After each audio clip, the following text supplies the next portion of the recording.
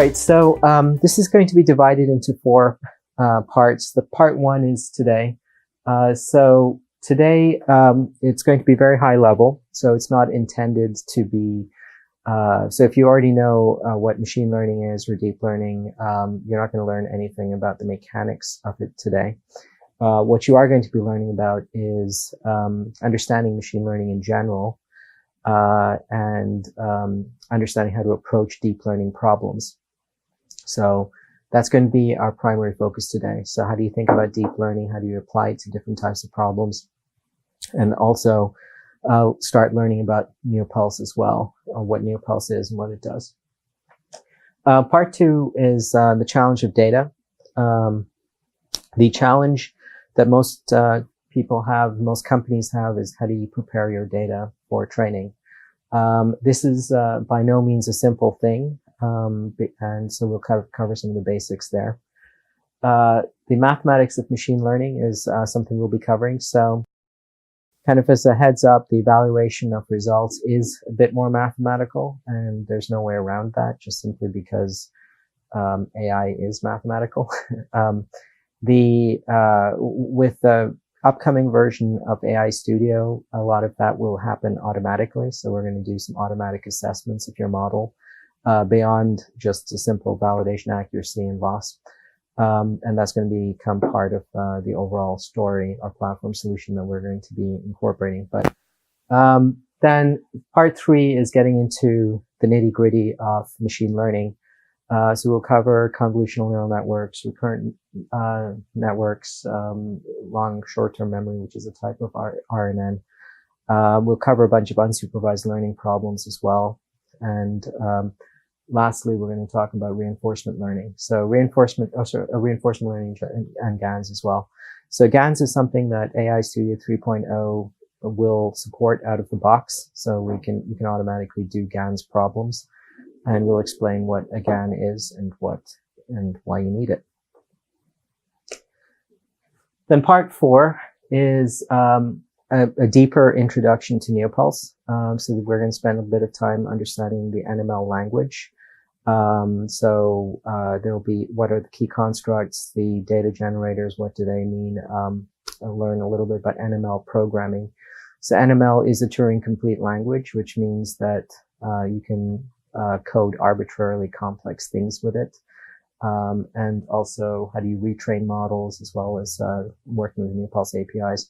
So there's going to be a little bit of lab associated with that. So, and of course, if you have problems that you're working on, it's a great time to kind of like, based on everything that you're learning the previous days, to actually bring in data that you can actually use for training. And we can kind of go through some of that.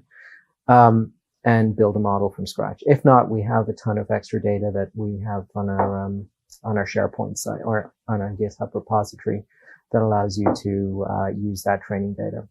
So the last 2 days are going to be very heavy. So it's really largely intended. So you are going to get an in-depth understanding of machine learning over the last 2 days. But today we're, in quotation marks, taking it easy and just giving you a high level overview. So for the labs, if you want to do them, you need an AWS account and as well as some familiarity with AWS. You should be able to launch a GPU instance from AWS. You should check this ahead of time. It's not always the case. A lot of people don't. So what AWS does is that it will not let you immediately launch a GPU instance, that you have to actually increase the instance count that you're allowed to launch before you can do that. So just verify that you can launch a GPU instance. You should be able to SSH into the machine. And so we use PuTTY for Windows, but if you have something else, if you use an Apple Mac or something like that, if you use any kind of Apple product, you know that you can do that easily from any command line prompt. You should have some basic understanding of Linux or Unix commands in general. So, for example, how do you list a directory? How do you make a directory, change permissions in a directory, and so on. Internet connection, well, we have one. And also have a basic understanding of Python. So we So basic understanding, you're not intended to be Python programmers, and we provide you a lot of the scripts, but if you are, for example, changing some of the hard-coded values, you should be able to know what you're doing there. All right, so by the end of this, ignore the certification part. Firstly, you'll have a basic understanding of machine learning and how it can be used in real-world problems. You will be able to evaluate models and and look at how models, when models have been trained, how do you determine whether they're, quotation marks, good or bad.